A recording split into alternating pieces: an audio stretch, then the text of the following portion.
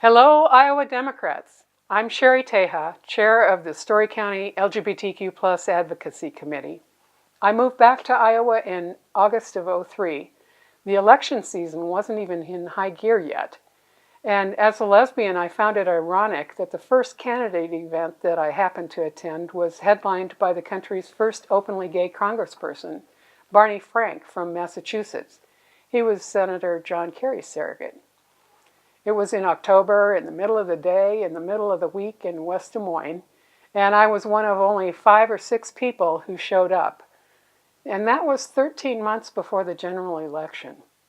Now, 16 years later, on a Friday morning in early February, 21 months before the general election, I had the pleasure of introducing the country's first openly gay presidential candidate, Pete Buttigieg.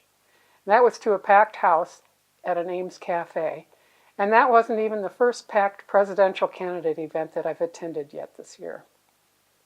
Times have changed in the past 16 years for both the caucuses and LGBTQ+ equality. This year marks the 4th anniversary for marriage equality in the United States, the 10th year for us here in Iowa. It's also the 50th anniversary for the Stonewall Inn riots in New York City, which sparked our march toward equal standing for LGBTQ+ people around the world. In spite of our progress, we're not there yet, but I'll save that list of inequities for another day. Today, in Des Moines, LGBTQ+ people and our allies celebrate our humanity with pride, and we march for our continued quest for equal footing along with the rest of the human race. In case you didn't know, here in Iowa, LGBTQ+ people are the largest minority group with nearly 143,000 of us scattered across the state. We really are everywhere. In rural areas and small towns, as well as the larger metropolitan areas. We are Hispanic, African American, Asian, American Indian, and white, and we are in every ethnic, religious, and age group you can think of.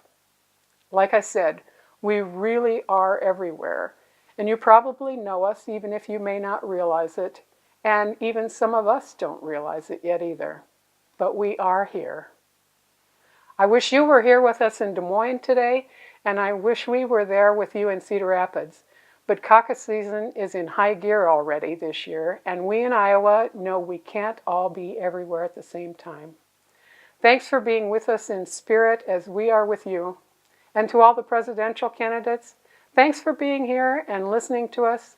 We will see you on the campaign trail these next 18 months. Put lots of money in those buckets they're passing around.